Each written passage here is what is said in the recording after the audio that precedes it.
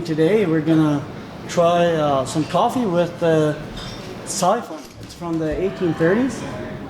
Is that right? Yeah, 1830s was invented by Loeff of Berlin. Okay. So this exact method has been around for decades or even centuries already. And it's actually like it's very loved by a lot of people in the coffee industry. Some like hardcore coffee geeks still claim it's the best way to drink coffee. Like don't quote me on that or anything. Yeah. But yeah, it's definitely a very delicious coffee, and also a very good experience. This one's like a super cool experience. Yeah, so it's the Syphon, or also sometimes called a vacuum pot brewer, because of the reaction it has. We'll get more into that later once we're brewing, so we can like really walk through what's happening. Show how it works and. Yeah, exactly. So I think we could just jump right into it if you want to. Yeah. Yeah. So I'm excited to see how this works. So we're gonna start off with like 450 grams of water. So that would be approximately 2 cups of brewed coffee for the two of us. Okay. All right. I preheated the water. You can actually just go ahead and heat the water up with that little flame, but it generally this takes. Will make it much faster. Oh yeah, this will be a lot quicker than it normally would be. There we go. Awesome. So you're weighing the water to make it exact? Yeah, exactly. I love ratios. Yeah. I think ratios are super important, especially when it comes to coffee. So I really want to make sure I have an exact ratio every time that I brew. So we're gonna start off with that. I'll just top it off. So preheated water. Yeah. You could start with just cold water. Obviously, it's fresh, filtered water. And but the preheating will help us to. Yeah, exactly. Make it a lot quicker. All right, so I have my flame here. We're gonna set fire to that. And that is what type of petroleum, or what is that like? It's lamp oil, pretty much, right? It's not lamp oil yet. It's a different kind of alcohol. Denatured alcohol is what it is called. And it's basically that way you don't create any dirty spots on the glass. On the glass, yeah, exactly. So I'm going to be inserting the filter. It has this little hook thing right at the bottom there. And in the meantime, I'm going to just let it hang in there. Perfect. You don't need to squeeze it down or anything. Okay. The exact it's going to start sucking the filter down while the water's coming out. So very unique, very, very interesting. So this works with vacuum, right? Yeah. With suction. So as the water heats up, you're going to see it right away. It's going to start popping out. You see as it's filling out. There it goes. Yeah, so actually the coffee that we're going to be using today, this is a coffee that I got from you actually. This is from Chiapas. From the region of Citala. So far, every time I brewed this coffee, it's got a very lovely, delicious, full-bodied cup. It's notes of different berries, berry jam even. So that's also why I chose this coffee for this experiment.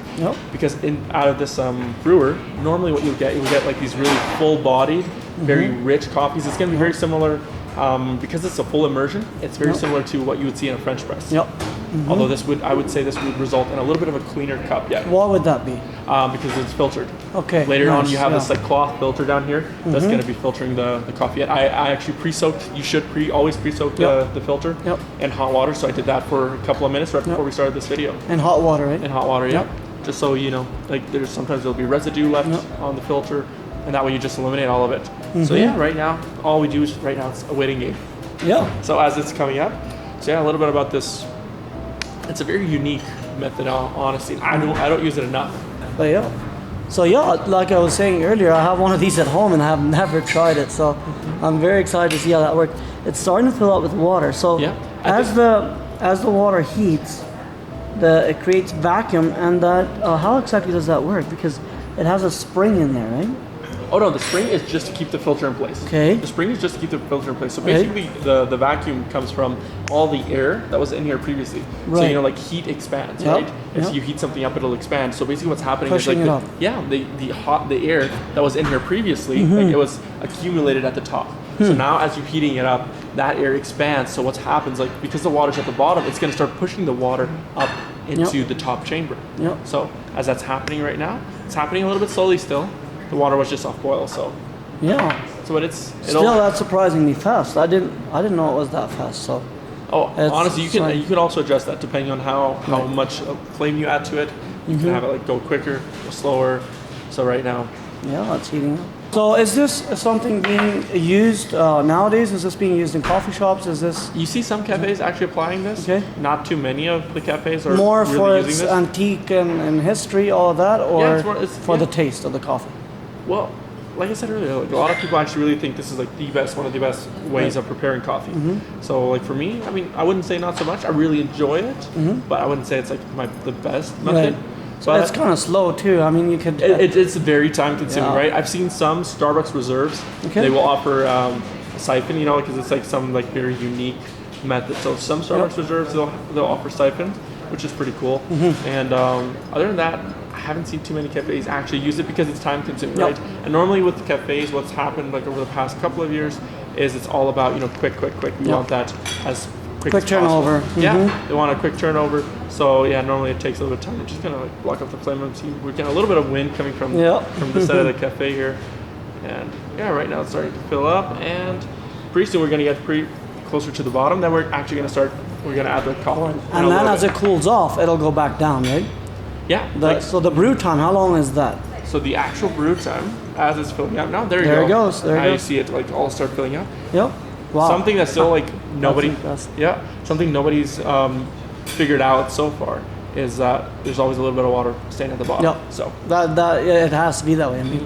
So the brew I always like to use, I like to create a little bit of a whirlpool. I'll start off, you know, creating a little bit of whirlpool with a bamboo paddle. Okay. And it's just for fun. And then I'll drop my coffee into it. Awesome. So this is already pre-weighed coffee. So how many grams was that? That was pre-weighed. I added 35 grams of coffee to it. With a rather coarse grind, right? Yeah, rather coarse. I would say that, you know, like it's because it's very similar to a French press. A French press. Yeah, I use a pretty coarse grind for this one. Yeah. So I'm just gonna like gently submerge it until I see that all of the coffee particles have been submerged into the brew. Nice. All right. Once that's done. And then you remove the flame, right?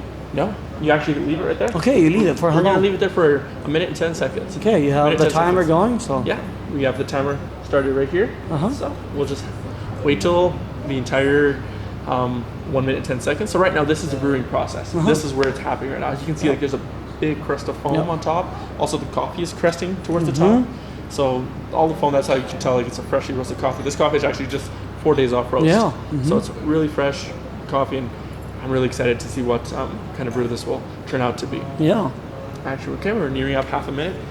Yeah, it's always it's kind of odd though. Like there's always a little bit of water just staying at the bottom there. But it's kind of cool. Yeah, it is. So, I haven't really looked into the facts or history of this. Like, how was it invented? What was the purpose? Was it a popular thing in the 1830s, or how was all that? I mean, I don't know much about this. Like I said, I mean, it's new for me. So honestly, like about the general history of it, I don't know that much either. I just like I didn't really dive into it that much. I'm like like I said earlier, it was invented by Loeff from Berlin, and German made. Yeah, German made.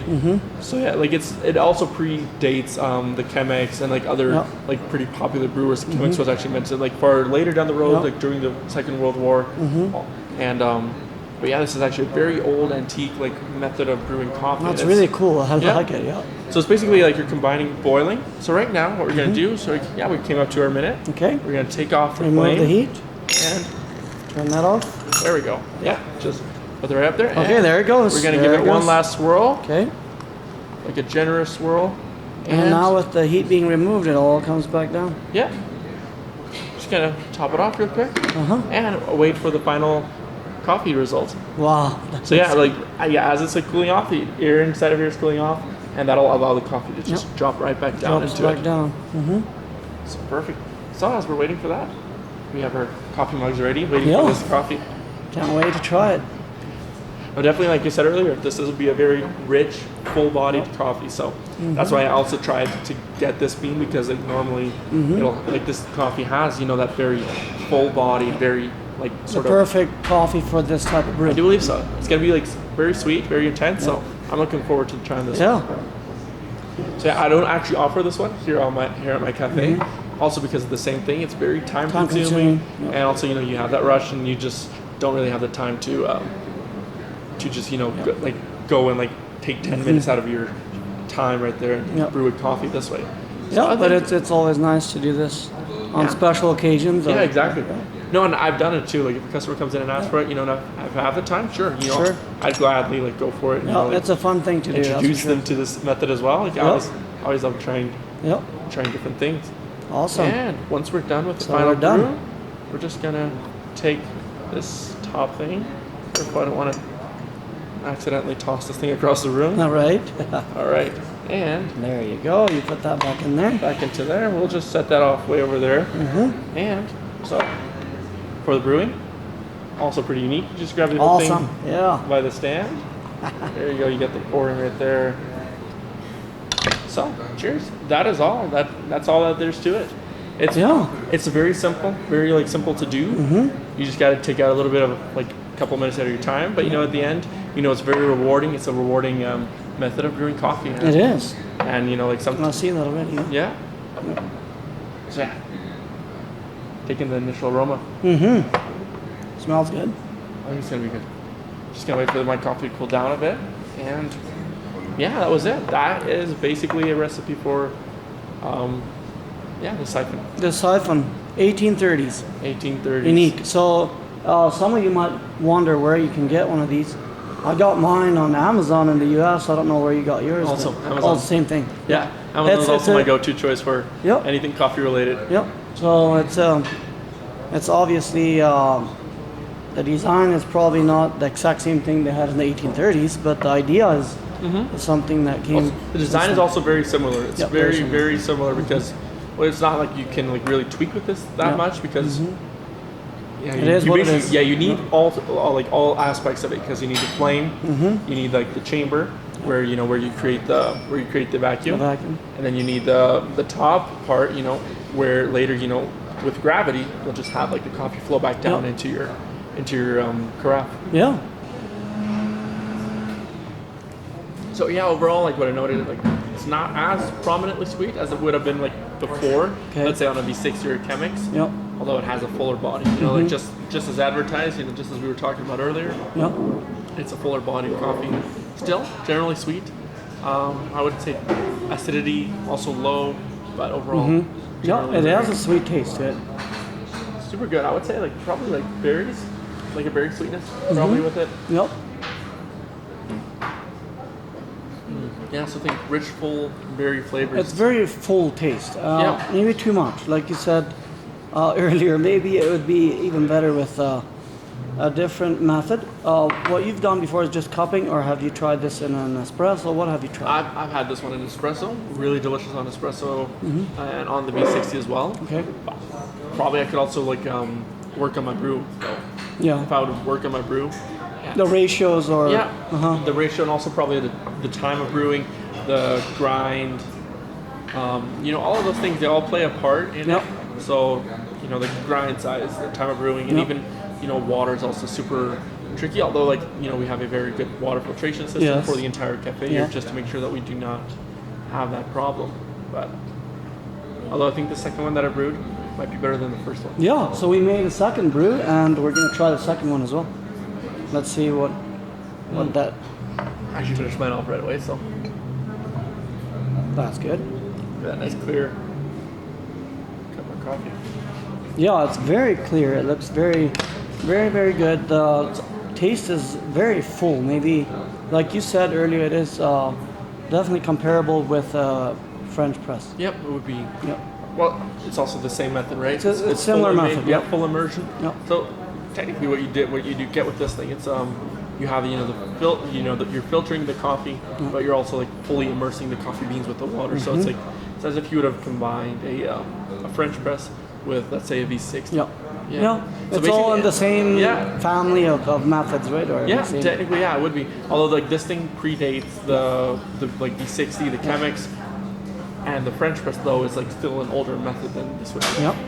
So yeah, thank you, Michael, for hosting this video here at Hebron Coffee, and No, it was my pleasure. Anytime, man. Anytime. appreciate it. And if you guys that are watching the video, if you have tried this before and you know more about the history of the Syphon, and maybe you have any comments on what you found, feel free to let us know down in the comments. And also like if this would interest anybody to go out and try it, I would definitely recommend it. Yep. Because it's like very rewarding watching it happen, right? And brewing your coffee, it takes quite a bit of time, but at the end of it, you get still very delicious cup of coffee. Very delicious cup of coffee, but maybe even more than just for the taste and the actual cup of coffee, the watching it, like the whole experience, right? Experience. That is definitely worth it, and I would recommend it a lot as well. Yeah, well, thanks for watching, and we'll see you next time. See you guys later.